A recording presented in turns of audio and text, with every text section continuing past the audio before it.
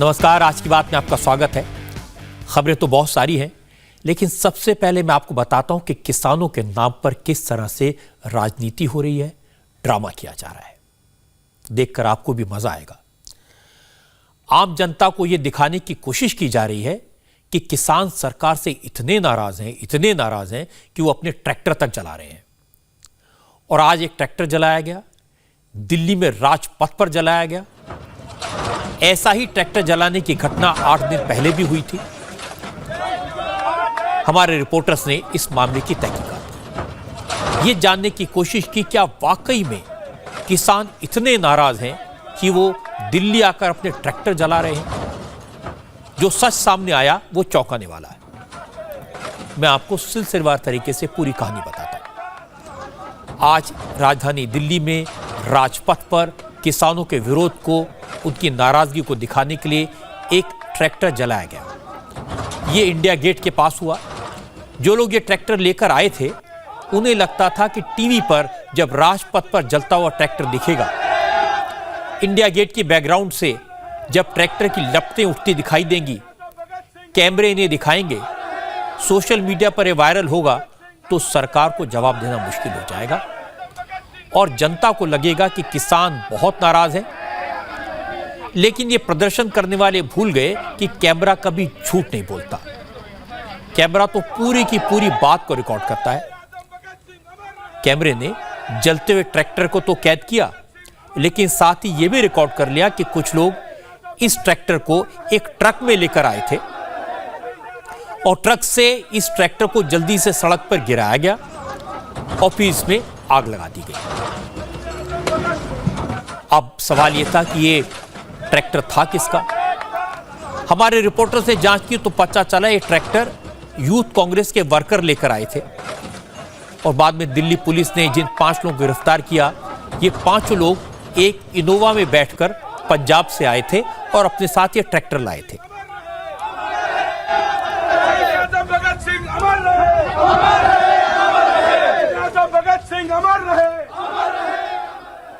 अब आप पूछेंगे कि ये ट्रैक्टर था किसका। जांच की तो पता चला ये ट्रैक्टर कांग्रेस के एक वर्कर संदीप भुल्लर के नाम से रजिस्टर्ड है। हमारे संवाददाता ने बताया ये ट्रैक्टर 10 दिन पहले ही किसान से खरीदा गया था और इसे जलाने के लिए, आग लगाने के लिए ही खरीदा गया था। कुछ दिन पहले पटियाला और अंबाला बॉर्डर पर विरोध प्रदर्शन के दौरान एक ट्रैक्टर को आग लगाने की तस्वीरें आई थी। पता चला ये वही ट्रैक्टर है जिसमें पटियाला अंबाला बॉर्डर पर आग लगाई गई थी। ट्रैक्टर का रजिस्ट्रेशन नंबर भी मैच कर लिया गया है। अब मैं आपको 2 तस्वीरें दिखाता हूं। एक तस्वीर 20 सितंबर की है। पटियाला अंबाला बॉर्डर पर कांग्रेस के कार्यकर्ताओं ने रोड पर ट्रैक्टर में आग लगाई है, लेकिन पूरा ट्रैक्टर जल पाता इससे पहले ही फायर ब्रिगेड ने आग को बुझा दिया। दूसरी तस्वीर आज की है। ये वही ट्रैक्टर है जो आधा जला था। आज इसे दिल्ली लाकर पूरा जला दिया गया, आग के हवाले कर दिया गया। हमने सबने पैसे इकट्ठे करके इस ट्रैक्टर को खरीदा था एक किसान से, जो कह रहा था भी मेरी खेती मर जाएगी अब बिल्कुल, मेरे पास कोई ऑप्शन नहीं बचेगी। और यूजुअली क्या होता है, आप देखो, किसान से आपने खरीदा ये? हमने एक किसान से इसको ज़्यादा पैसे देके ही खरीदा भी, एटलीस्ट उसको सही दाम भी तो दे पाए, क्योंकि मोदी साहब की जो पॉलिसी आ रही है उससे तो ये किसानी ख़त्म हो जाएगी। आपने पहले भी एक ट्रैक्टर जलाने की कोशिश की थी शंभू बॉर्डर पर, वो कितनी तारीख को था? और ये यही सेम ट्रैक्टर था? वो भी ये सेम ट्रैक्टर था, यही ट्रैक्टर था। हम इसको सिंबल बनाना चाहते हैं। हम बताना चाहते हैं मोदी साहब, ये आप ट्रैक्टर जो फूंक रहे हैं ये किसानी फूंक रहे हैं। हमने तो चाहे इसको आग जरूर लगाई है, लेकिन आपने इसको काम किया सारा इसका ताना बाना बुनने का। अब जिस संदीप भुल्लर के नाम पर यह ट्रैक्टर रजिस्टर्ड था, वो संदीप भुल्लर भी हमें मिल गया और कांग्रेस के कार्यकर्ता ने माना उसने 10 दिन पहले किसान से ट्रैक्टर खरीदा था और किसानों से जुड़े कानून के खिलाफ विरोध जाहिर करने के लिए इसमें आग लगा दी। इस ट्रैक्टर को हम लेके आए, 19 तारीख को हमने खरीदा, फिर हमने 20 तारीख को ये ट्रैक्टर हमारे पीवाईसी के अध्यक्ष सरदार बरिंदर सिंह ढिल्लों जी और पूरी पीवाईसी की टीम, हमने ट्रैक्टर रैली निकाली। दिल्ली आना था हमने 1500 ट्रैक्टर लेके, और ये ट्रैक्टर भी बीच था उस वक्त। हरियाणा एंट्रेंस पे अपना शंभू बॉर्डर पे रोका गया तो हमने वहाँ पे मतलब इसको फायर किया ट्रैक्टर को, मतलब इसी ट्रैक्टर को। फायर ब्रिगेड्स थी, उन्होंने पानी की बौछारें की और ये मतलब आगजनी नहीं होने दी ट्रैक्टर को, तो सेव हो गया। हमने आना दिल्ली था, हमने पार्लियामेंट ही आना था दिल्ली। ये कब डिसाइड हुआ कि राजपथ पर जो है ऐसे ट्रैक्टर को जलाकर प्रदर्शन करें? ये परसों हाँ, हमारी पूरी पंजाब यूथ कांग्रेस की टीम, हमारे अध्यक्ष जी बैठे थे। ये पूरा प्लान आउट हुआ कि भाई ये तो गूंगी बहरी सरकार है, जैसे हिटलर की तरह जो फरमान सुना दिया वो सुना दिया जी। फिर ट्रैक्टर दिल्ली में ही था या नहीं तो पंजाब से लेके आए। हाँ, ट्रक में 3:30 बजे पहुंचा। ये तो चेक पॉइंट्स पे, एवरी एंट्री एग्जिट्स पे दिल्ली के मतलब ये चेक कर रहे हैं, कोई भी ट्रैक्टर आता है रोकते हैं। अब एक बात तो साफ हो गई, इस ट्रैक्टर का किसानों से लेना देना कुछ नहीं था। आज जो प्रदर्शन हुआ उसका किसानों से कोई लेना देना नहीं था। ये खालिस पॉलिटिकल प्रदर्शन था। आज चंडीगढ़ में पंजाब के मुख्यमंत्री अमरिंदर सिंह धरने पर बैठे।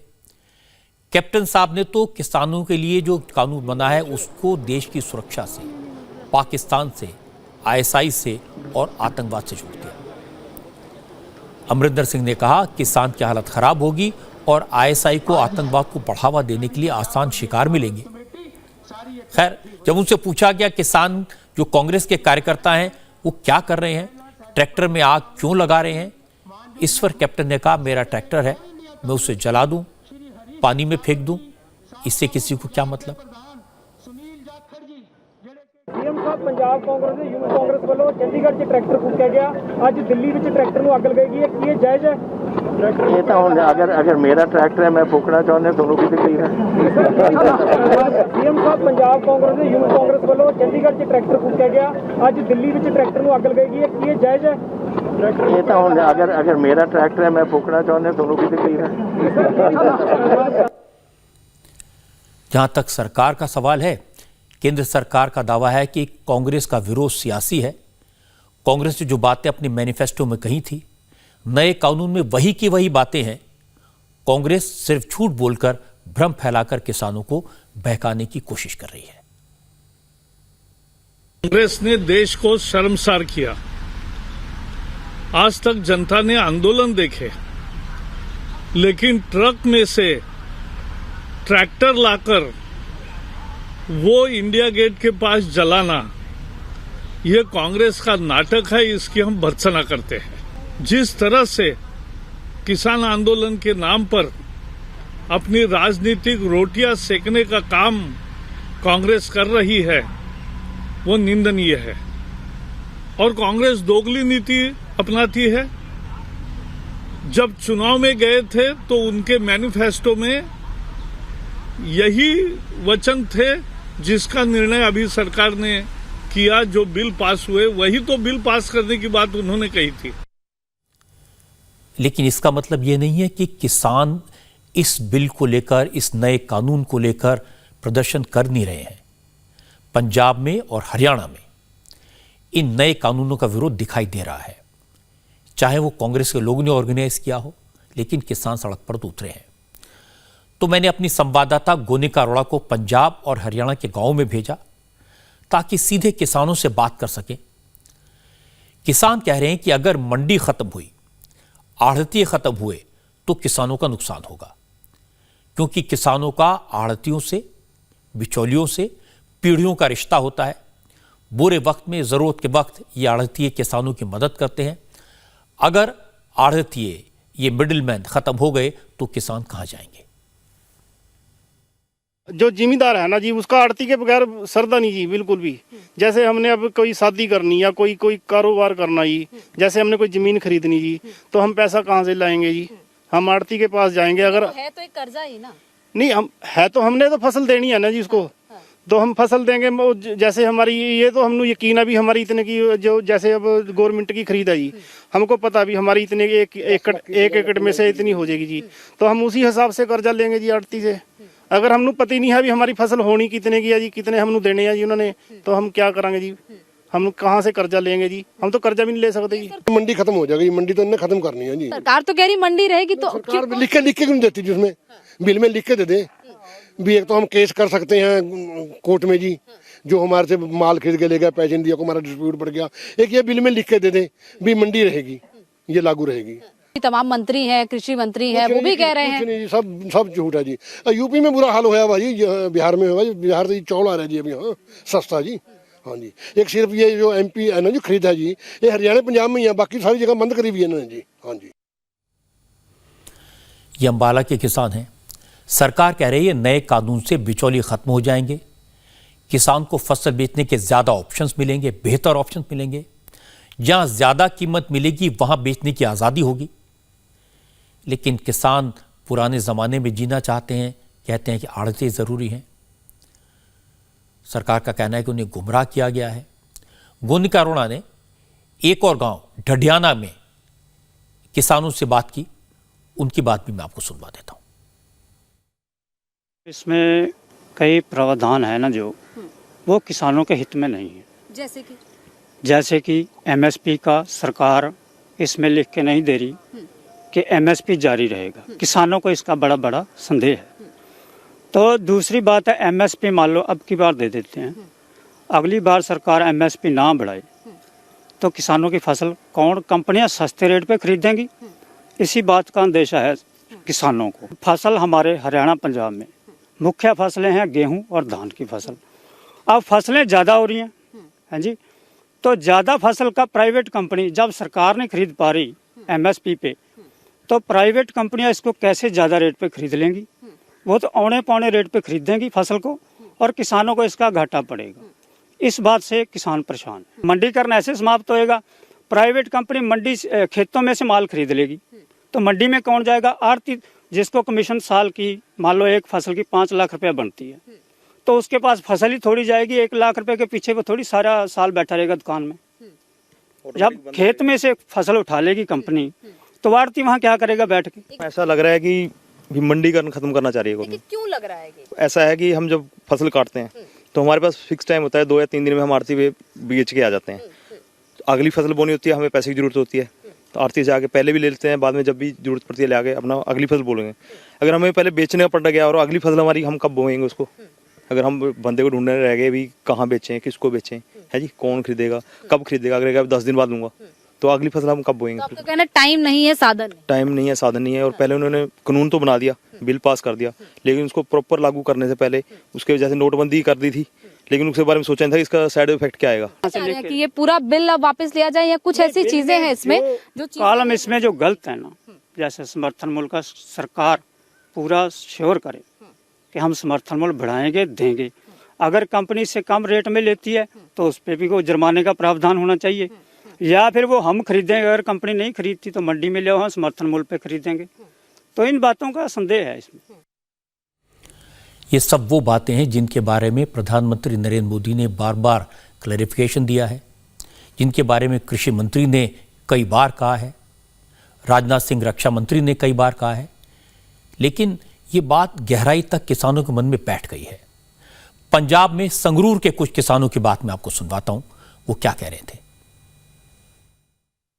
किसानां मजदूरां हर एक वर्ग ਲਈ ਘਾਤਕ ਆ। ਇਹ ਜਿਹੜਾ ਬਿੱਲ ਆ ਇਹਦੇ ਨਾਲ ਸਾਡੇ ਗਲੇ ਦੇ ਫੰਦੇ ਤਿਆਰ ਹੋਏ ਨੇ।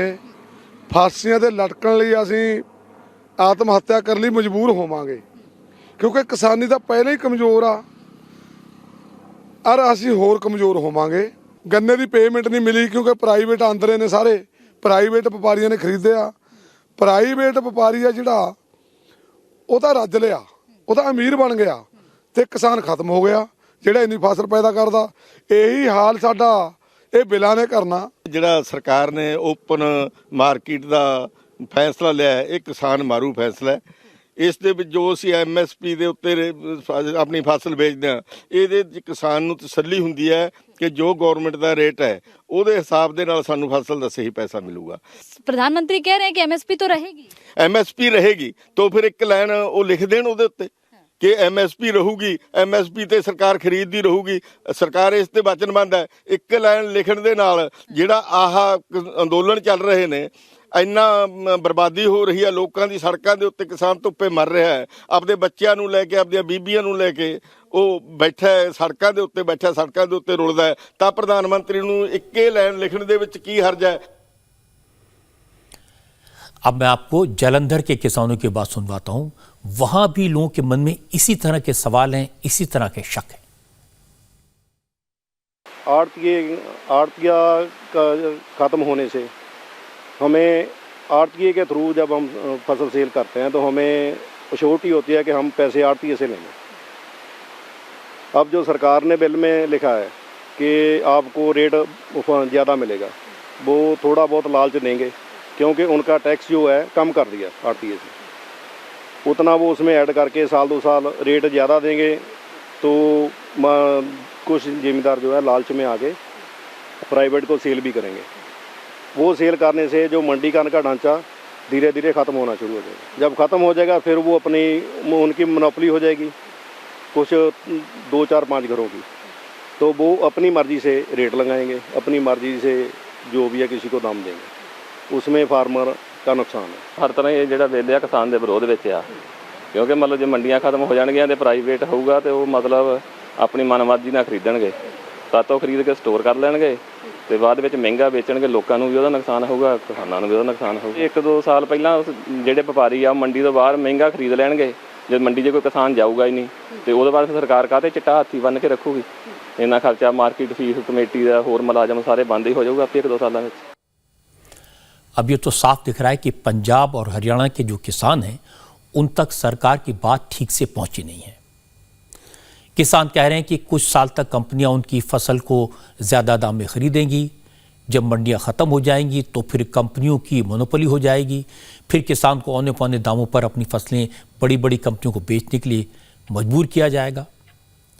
और दूसरी बात, किसान को जब भी ज़रूरत होती है आड़तिये से पैसे ले लेता है, कर्ज उसे आसानी से मिल जाता है क्योंकि किसान को आड़तिये सालों से जानते हैं और आड़तिये को भी किसान पीढ़ियों से पहचानता है। कंपनियों के साथ ये रिश्ता नहीं बन पाएगा। ये सारे के सारे सवाल किसानों के मन में हैं। मुझे लगता है कि सरकार को कुछ और क्लैरिफिकेशन देने की ज़रूरत है, किसानों की बात सुनने की ज़रूरत है, क्योंकि जहाँ जहाँ अटकलें लगाई जाती हैं वहाँ वहाँ अविश्वास बढ़ता है। इसी तरह का विश्वास आजकल मुंबई में सुशांत सिंह राजपूत की मौत के केस में दिखाई दे रहा है। बहुत सारी अटकलें हैं। 40 दिन से सीबीआई इस मामले की जांच कर रही है, लेकिन कोई नतीजा नहीं आया। आज सीबीआई का पहला ऑफिशियल स्टेटमेंट आया। सीबीआई के बयान का मतलब यह है कि सुशांत की मौत की जांच मर्डर के एंगल से भी हो रही है, किसी एंगल को रूल आउट नहीं किया गया है। जो स्टेटमेंट आया वो 2 लाइन का है और इसके बहुत सारे मतलब लगाए जा रहे हैं। स्टेटमेंट में कहा गया है सुशांत केस की प्रोफेशनल तरीके से जांच हो रही है और इस मामले में हर एक एंगल से जांच हो रही है, किसी भी एस्पेक्ट को रूल आउट नहीं किया गया। यानी सीबीआई ने क्लियर किया कि सुशांत सिंह की मौत को आत्महत्या और हत्या इन दोनों एंगल से इन्वेस्टिगेट किया जा रहा है। सीबीआई के बयान के साथ आज सुशांत केस की फॉरेंसिक जांच करके दिल्ली लौटी एम्स की मेडिकल टीम की तरफ से भी बयान सामने आया। फॉरेंसिक टीम ने कहा वो लगातार सीबीआई के संपर्क में है और अगर जरूरत होगी तो इस मामले में बहुत जल्द कंक्लूसिव मीटिंग की जाएगी, यानी निर्णायक मीटिंग इस मामले में होगी। क्योंकि सीबीआई जांच की रफ्तार पर, सीबीआई के रवैये पर सुशांत सिंह के पिता के वकील विकास सिंह ने सवाल उठाए थे। आज जब दोनों एजेंसियों के स्टेटमेंट आए तो विकास सिंह ने कहा उन्हें सीबीआई की काबिलियत पर शक नहीं है, लेकिन लग रहा था कि केस की अहमियत में कमी आ गई है। देखिए, मेरे को सीबीआई के इन्वेस्टिगेटिंग कैपेबिलिटी पे कभी भी डाउट नहीं था।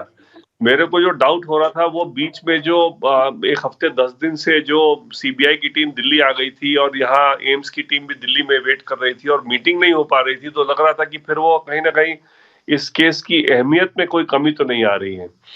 क्योंकि अगर वो उनको टाइम ही नहीं मिल रहा है मीटिंग करने का, दोनों को, सीबीआई को अगर उनसे साथ और सब इसको, क्योंकि बिना एक उनकी मीटिंग हुए ये फैसला नहीं लिया जा सकता कि ये मर्डर है या अबेटमेंट टू सुसाइड है। वो एक जब इनका जॉइंट मीटिंग होगा उसके बाद ही क्लियर होगा। या तो पहले कोई खूनी ही पकड़ा जाए कि इसने मारा है, तब तो कोई प्रॉब्लम नहीं है, तब तो उस फोर्सेनिक का कोई वैल्यू नहीं है। लेकिन अगर जब तक अभी खूनी तो पकड़ा नहीं गया है, तो इसलिए अभी कोई वैसी इन्वेस्टिगेशन अभी हुई नहीं है जिसमें कि पता चले कि हाँ कौन घर में घुसा और किसने कैसे मारा। इसलिए ये इन्वेस्टिगेशन पूरी की पूरी अभी होनी बाकी है। अगर वो इन्वेस्टिगेशन बाकी है तो फिर ये मीटिंग बहुत इंपॉर्टेंट थी और जितना जल्दी ये मीटिंग हो और जितना जल्दी ये फैसला लिया जाए कि ये अबेटमेंट टू सुसाइड है या मर्डर है, उतना बेटर इस केस के लिए होगा, इस केस के तहफीज के लिए होगा, इस केस को अंजाम दिलाने में हमको मदद मिलेगी। तो इसलिए उस पर्पस से हमको ये लग रहा था कि थोड़ा सा इस मामले में डिले हो रहा है, और कोई बात नहीं है। आपको सबको पता है कि सुशांत सिंह केस की पूरे investigation Maharashtra police, Mumbai police बड़े प्रोफेशनली और बहुत अच्छी तरीके से कर रही थी, और उसके बाद में एकाएक ये पूरी जांच सीबीआई को दी है। हम भी बड़े बेसब्री से इंतज़ार कर रहे हैं कि सीबीआई का फाइंडिंग क्या है। लोग भी हमको पूछते हैं कि आखिर में सुशांत ने आत्महत्या की या उसका मर्डर हुआ। इस प्रकार की जो दुविधा है, हम राह देख रहे हैं कि सीबीआई की जो जांच है उसका नतीजा जल्द से जल्द सामने आए। सुशांत सिंह राजपूत की मौत हुए 106 दिन हो गए। इस केस को लेकर इतनी बातें हो रही हैं, इतनी स्पेकुलेशन है, इतनी उत्सुकता लोगों के मन में है, लेकिन अभी तक बेसिक सवाल का जवाब नहीं मिला कि आखिर 14 जून को हुआ क्या था। आत्महत्या थी या हत्या? 40 दिन से सीबीआई जांच कर रही है, 2 महीने से ज्यादा ईडी इसकी जांच में लगी है, नारकोटिक्स ब्यूरो इस मामले में पूरी तरह इन्वॉल्व है, यानी तीन एजेंसियां लगी हुई हैं, लेकिन अभी तक सिर्फ यह पता चला कि कौन सिगरेट पीता था, कौन गांजा ऑर्डर करता था और किसने 3 साल पहले चरस के कश लगाए थे, और इसके भी कोई पुख्ता सबूत नहीं है। और जब सच सामने नहीं आता तो अटकलें लगाई जाती हैं। लोग पूछ रहे हैं जांच इतनी धीरे क्यों हो रही है? नारकोटिक्स ब्यूरो सुशांत के केस को छोड़कर फिल्मी सितारों की परेड क्यों करा रही है? लोग पूछते हैं क्या इसके पीछे राजनीति तो नहीं? क्या सुशांत सिंह राजपूत के केस का इस्तेमाल बिहार के इलेक्शन में वोट पाने के लिए किया जाएगा, इसलिए मामले को गर्म रखा जाएगा? सबसे ज्यादा अटकलें तो इस बात को लेकर है, क्या सुशांत सिंह राजपूत की केस की वजह से महाराष्ट्र में सियासत नया मोड़ लेगी? क्या बीजेपी और शिवसेना एक बार फिर से साथ आ जाएंगे? और ये सारी बातें इसलिए शुरू हुई कि महाराष्ट्र के मंत्री अनिल देशमुख ने आज पूछा कि सीबीआई इस जांच में इतनी देर क्यों लगा रही है। ये वो सवाल है जो बीजेपी के लीडर महाराष्ट्र की सरकार से और मुंबई पुलिस से पूछते थे। असल में शिवसेना और बीजेपी के साथ आने के अटकलों का दौर शुरू हुआ देवेंद्र फडणवीस और संजय राउत की मीटिंग के बाद। फिर इसके कारण ढूंढे गए। आज महाराष्ट्र बीजेपी के अध्यक्ष चंद्रकांत पाटिल ने यह कहकर फिर से हलचल पैदा कर दी कि मुलाकात तो हुई थी, लेकिन ऐसा नहीं है कि राजनीतिक बात नहीं हुई। बात हुई, लेकिन कोई नतीजा नहीं निकला। आपको क्या लगता है? कुछ हलचल होगी नहीं, क्योंकि कोई एजेंडा लेकर वो मीटिंग हुई नहीं। जब 2 अलग पक्षों के इतने शीर्ष नेता मिलते हैं तो राजनीतिक चर्चा होती है। तो 2-2.5 घंटे बैठे तो थोड़ी चाय और बिस्किट की चर्चा हुई, तो राजनीति हुई, लेकिन उसमें से कुछ निष्पन्न हुआ नहीं।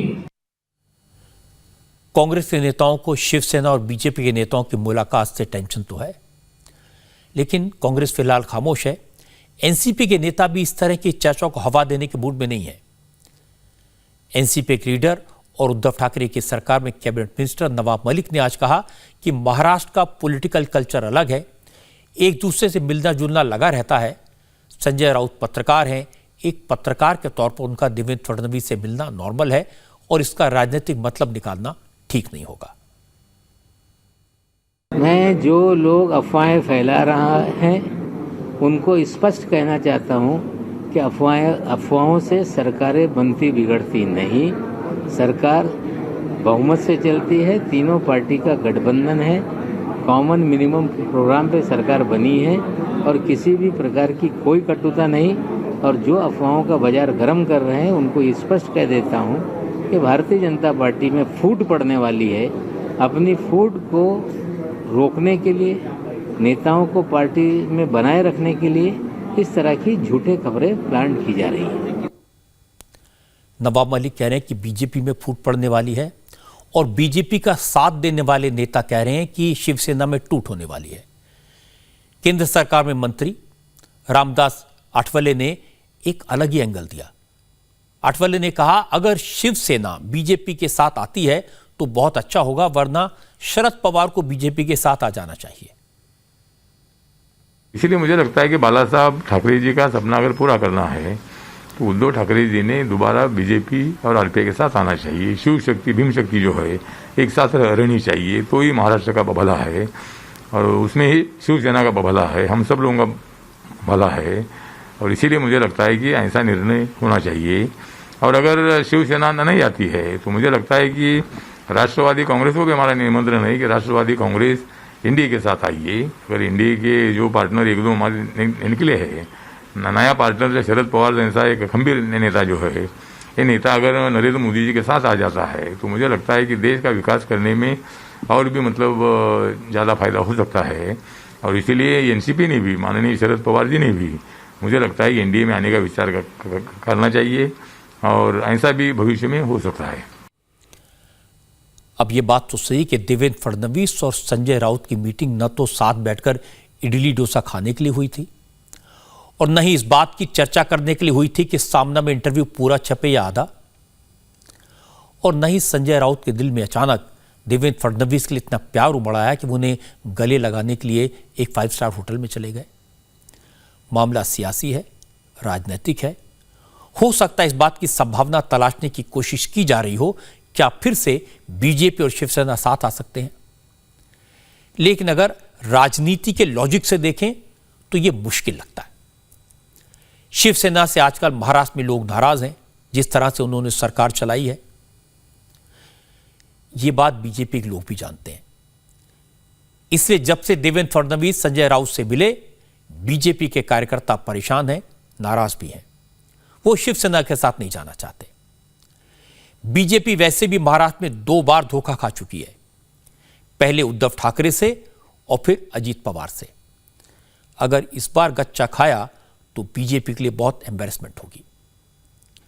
वैसे भी एनसीपी और कांग्रेस के नेता सुशांत सिंह राजपूत की मौत को लेकर लगातार सवाल उठा रहे हैं। आज ही कांग्रेस के प्रवक्ता सचिन सावंत ने गुप्तेश्वर पांडे को लेकर एक तीखा सवाल पूछा। जिसने मुंबई पुलिस को बदनाम किया, उनकी अवमानना की और महाराष्ट्र को बदनाम किया, ऐसे गुप्तेश्वर पांडे जी को अगर जनता दल यूनाइटेड, जो कि भारतीय जनता पार्टी का सहयोगी दल है, वो पार्टी में प्रवेश देता है और उनको टिकट देकर चुनाव लड़वाता है, तो इससे अफसोसजनक बात कुछ नहीं हो सकती।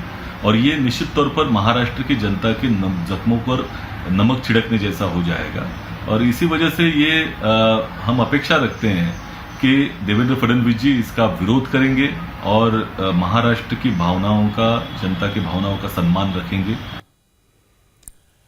ये बात तो सही है कि देवेंद्र फडणवीस बिहार में बीजेपी की तरफ से इलेक्शन के इंचार्ज हैं, और यह भी सही है कि गुप्तेश्वर पांडे जेडीयू में शामिल हो गए हैं और चुनाव के मैदान में उतरेंगे।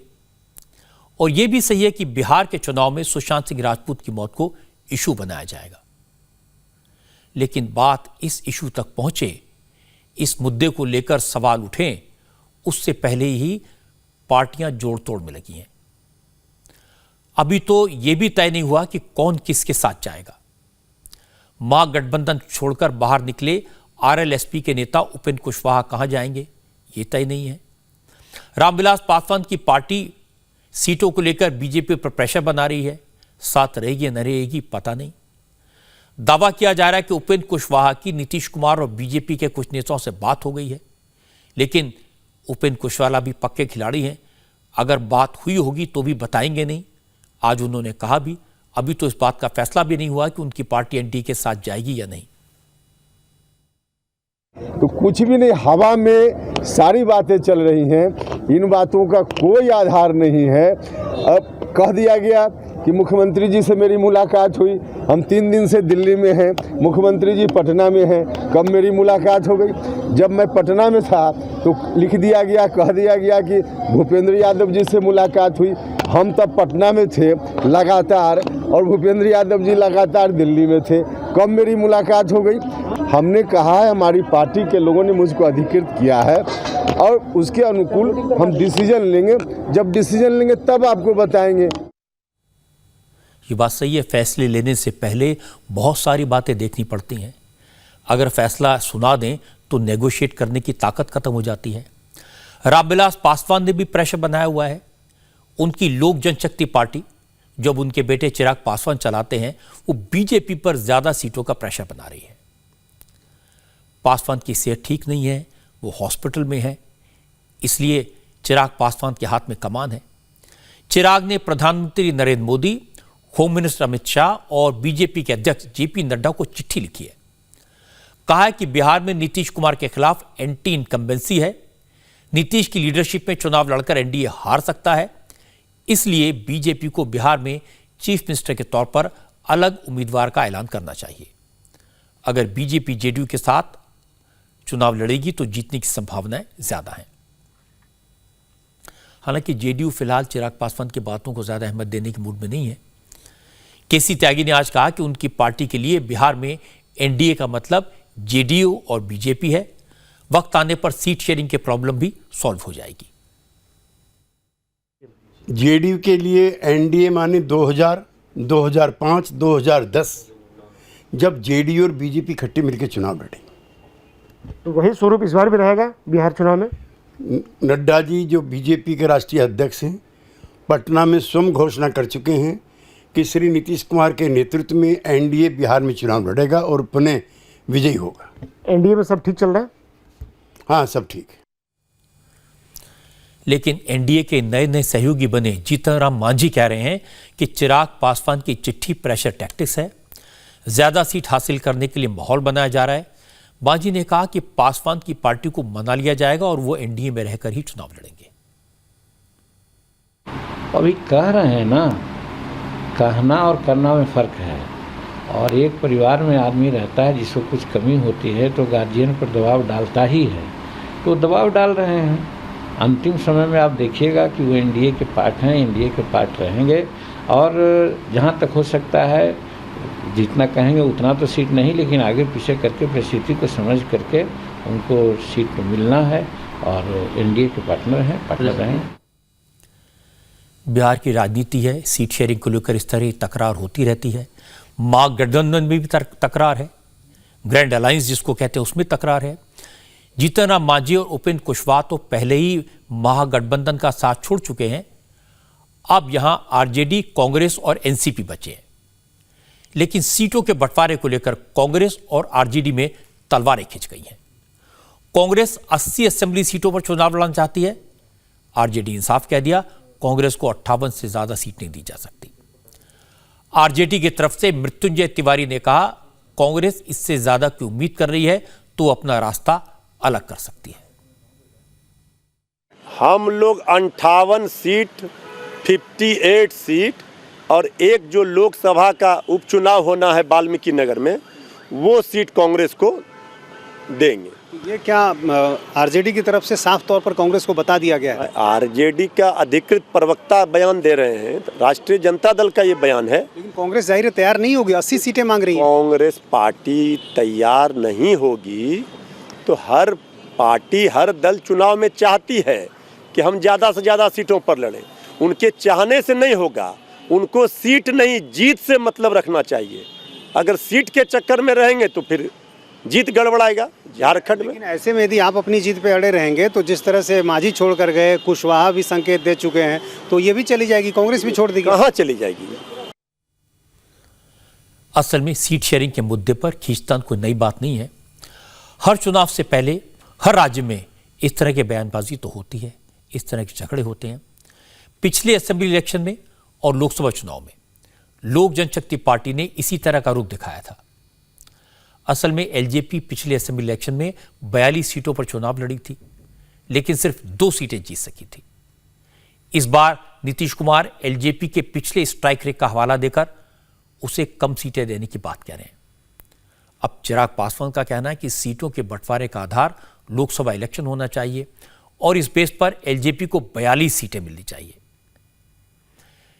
बात इस पर फंसी हुई है, लेकिन इतना तय है कि एलजेपी रहेगी एनडीए के साथ ही।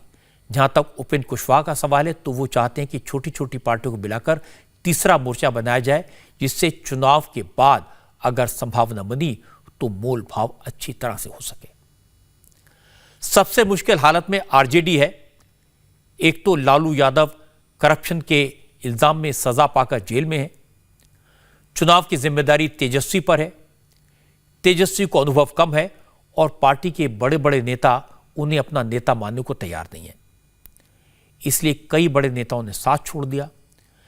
गठबंधन से मांझी और उपेंद्र कुशवाहा चले गए और कांग्रेस के साथ सीट शेयरिंग को लेकर प्रॉब्लम है। अब एक खबर राजस्थान से। राजस्थान में आज 947 पंचायतों के लिए वोट डाले गए, लेकिन उदयपुर और डूंगरपुर के 55 गांवों में ग्राम पंचायतों के लिए वोटिंग नहीं हो पाई, क्योंकि इस इलाके में पिछले दिनों जो हिंसा भड़की थी उसकी वजह से टेंशन है। हालांकि इस इलाके में शांति है। हमारे संवाददाता निर्णय कपूर आज नेशनल हाईवे पर उसी जगह पर गए जहां ट्रकों को आग के हवाले किया गया था। निर्णय ने बताया कि इंटेलिजेंस इनपुट के मुताबिक डूंगरपुर हिंसा का नक्सली कनेक्शन सामने आया है। पुलिस का दावा है कि मध्य प्रदेश, गुजरात और दूसरे राज्यों से भी लोग आए थे और पुलिस उनकी पहचान कर रही है। मेरे पीछे जो आप देख रहे हैं हिंसा की ये तस्वीरें, ये जो ट्रक आपको जले हुए दिख रहे हैं पीछे, इसको देख करके आपको साफ पता चलेगा कि ये कोई आकस्मिक हिंसा का मामला नहीं था। जिस तरह से इन ट्रकों को और गाड़ियों को जलाया गया है, ये साफ इंडिकेट करता है कि ये एक प्लान्ड वे में की गई हिंसा थी। यहाँ आप देखिए जिस तरह से गाड़ियों को जलाया गया है, यहाँ पे जो रास्ते में कई होटल्स हैं उनको जिस तरह से जला दिया गया। पूरे रास्ते में अगर आप देखेंगे ये 15-20 किलोमीटर का जो स्ट्रेच है, यहाँ पे लगातार जिस तरह से हिंसा हुई है वो ये तस्वीरें इंडिकेट कर रही हैं कि ये एक प्लान्ड हिंसा है। और अब सूत्रों के हवाले से खबर आ रही है इंटेलिजेंस की, अगर माने यहाँ पे, तो ये नक्सली प्रभाव इस हिंसा पे दिख रहा है। ऐसा बताया जा रहा है कि झारखंड और छत्तीसगढ़ के कई नक्सली मूवमेंट से जुड़े जो लोग हैं वो इन लोगों के संपर्क में थे। यहाँ के जो आदिवासी हैं उनके साथ पिछले कई समय से संपर्क में थे, यहाँ आते जाते भी रहे हैं और ऐसे में यहाँ आकर के उन्हें चार्ज किया है, उन्हें भड़काया है। यहाँ तक भी बताया गया कि कई लोगों को बाकायदा अपने कैंप्स वगैरह में भी ले जाया गया है और उन्हीं का प्रभाव है। ऐसा बताया जा रहा है कि उनके उकसाने पर ये जो हिंसा है इसने इतना ऑर्गेनाइज्ड शेप ले लिया कि ये पूरे आसपास के इलाकों में फैल गई। अब ये जानना जरूरी है कि लोकल लीडर्स इस बारे में क्या कहते हैं, तो निर्णय कपूर ने उनसे बात की। स्थानीय नेताओं का दावा है कि इस हिंसा की प्लानिंग तो काफी पहले हो चुकी थी। लोकल नेताओं का आरोप है कि भारतीय ट्राइबल पार्टी के कुछ नेताओं ने इस आंदोलन को हवा दी और उसे भड़काने का काम किया। ये षड्यंत्र बहुत लंबे समय से चल रहा है और 1100 संसद सीटों का सिर्फ एक मुद्दा लिया गया है। इसके साथ में इन्होंने इसको माहौल बनाकर ये क्रिएशन किया गया है कि हम लोग कुछ अलग प्रकार से जनजाति वर्ग के लिए एक अलग स्टेट की मांग का, मुझे जो ऐसा लग रहा है वो इस टाइप की चल रही है। इस वजह से ये सारा षड्यंत्र हुआ है।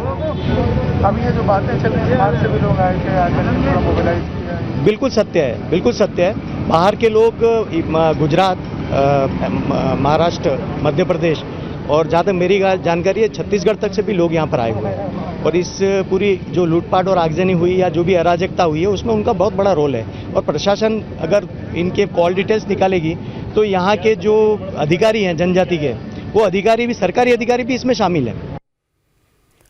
आज हमारे संवाददाता मनीष भट्टाचार्य ने राजस्थान के डीजीपी से इस मामले में बात की।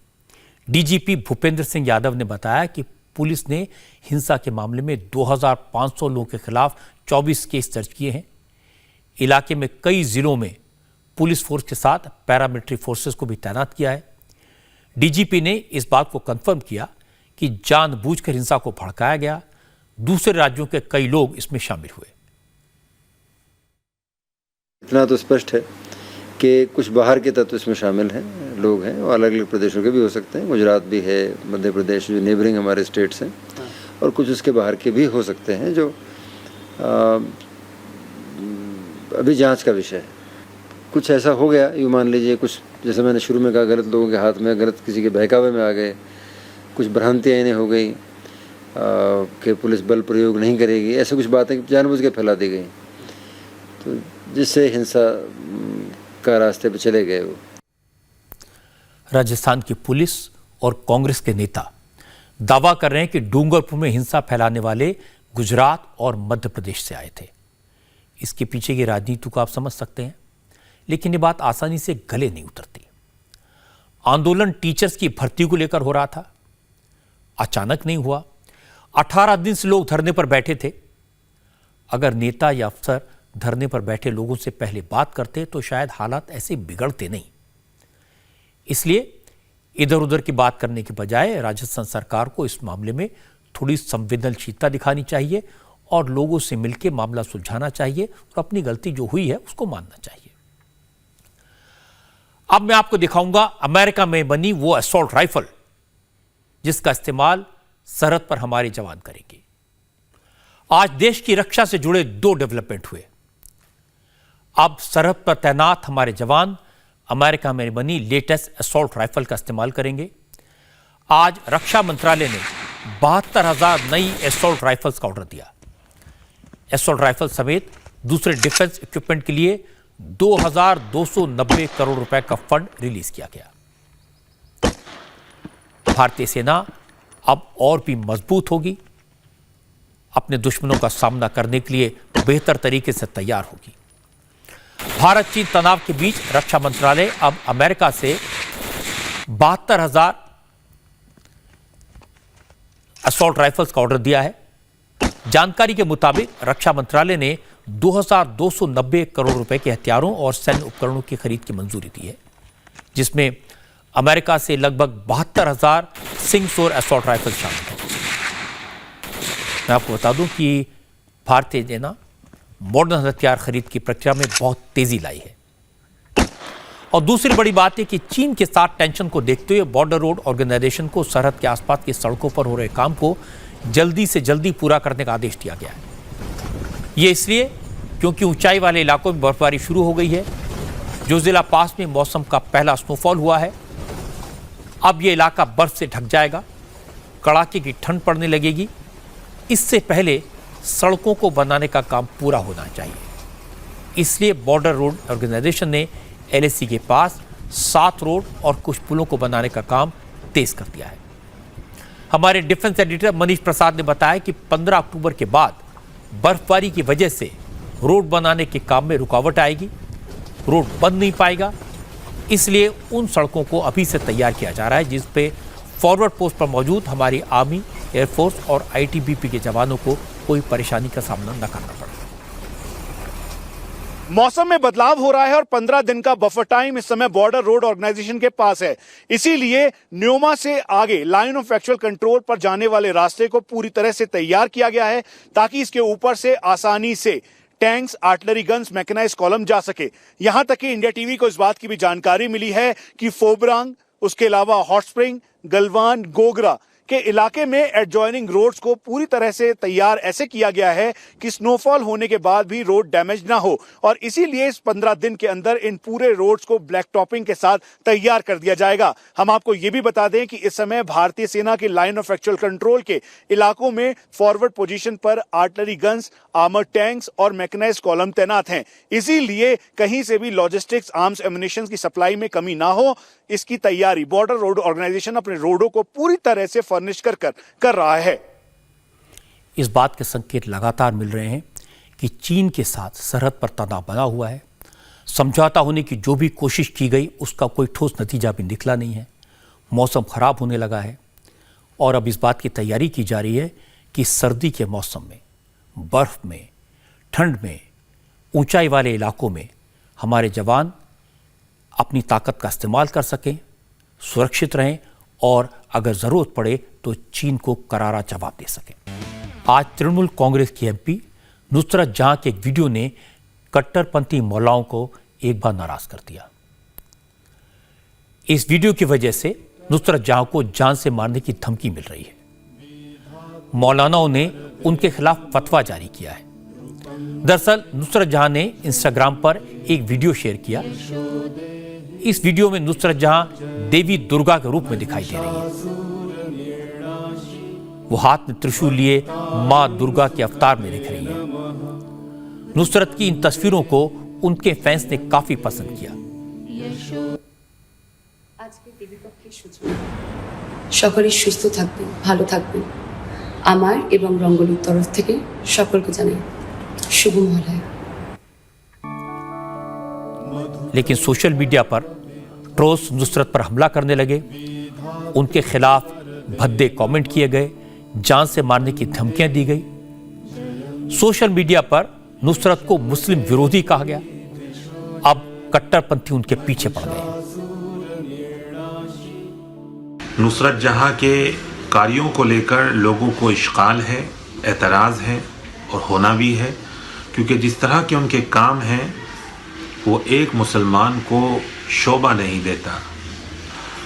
मज़हब इस्लाम में कुछ ऐसी कंडीशंस हैं जिसको एक मुसलमान नहीं कर सकता और वो उसको कर रही हैं, तो मैं समझता हूँ कि ये सरासर गलत है।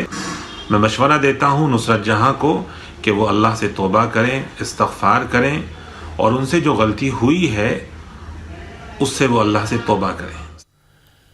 नुसरत जहाँ के वीडियो पर कट्टरपंथियों ने सवाल उठाए, उनके खिलाफ फतवा जारी किया, तो बीजेपी को ममता बनर्जी पर अटैक करने का मौका मिल गया। बीजेपी लीडर और केंद्र सरकार में मंत्री देबाश्री चौधरी ने कहा, अगर ममता बनर्जी में हिम्मत है तो कट्टरपंथियों के खिलाफ एक्शन लेकर दिखाएं। जो फतवा देने वाला है, जो धमकी देने वाला है, इसको किसने अपीजमेंट किया है? किसका कारण इतना हिम्मत हुआ है? एक सांसद के खिलाफ ऐसा धमकी देने का हिम्मत कैसे होता है? नुसरत जहां बहुत कुछ साजिते हैं, बहुत कुछ भूमिका निभाती है, तो इसमें दुर्गा के रूप में भूमिका निभाई है, तो इसमें धमकी का क्या हिम्मत होता है? कैसे हिम्मत होता है? ये ममता बनर्जी का खुलेआम अपीजमेंट का कारण हो रहा है और ममता बनर्जी इसको संभाल भी नहीं सकते, एक भी शब्द भी नहीं बोल सकते।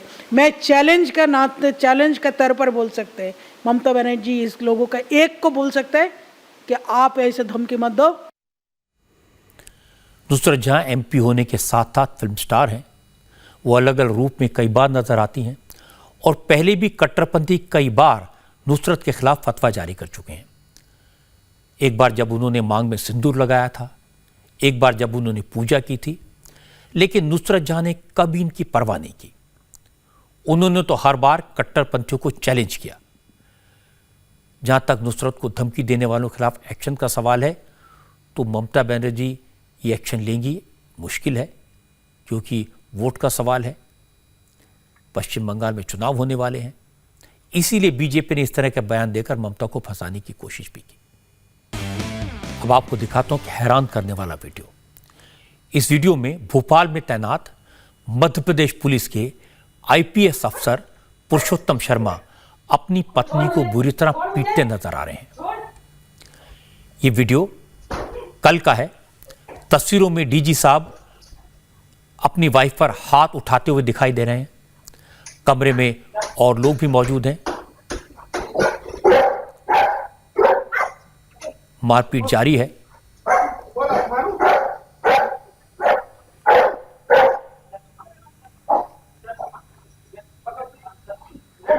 पता यह लगा कि पुरुषोत्तम शर्मा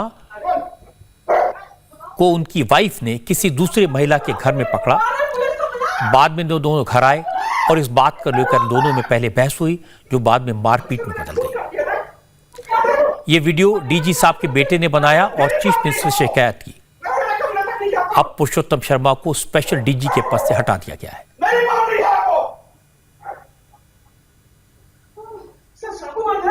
कार्य मुक्त कर दिया गया है। जिम्मेदारी के पद पर बैठा हुआ कोई भी व्यक्ति अगर गैर कानूनी गतिविधियां करता है, कानून अपने हाथ में लेता है, तो वो कोई भी हो उसके खिलाफ कार्रवाई होगी। उनको कार्य मुक्त कर दिया। पुरुषोत्तम शर्मा आईपीएस हैं, सीनियर अफसर हैं, कानून जानते हैं, समाज को समझते हैं। जो वीडियो है उसके पीछे की जो भी कहानी हो, चाहे घरेलू मामला हो, चाहे उनका निजी मामला हो, ये उन्होंने अपने सफाई में कहा है।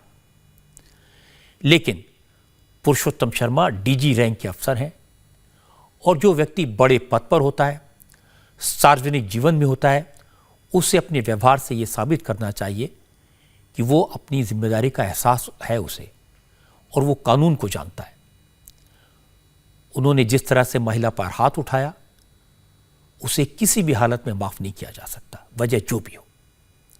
और जब कोई एक अफसर ऐसा करता है तो उससे पूरी पुलिस फोर्स बदनाम होती है।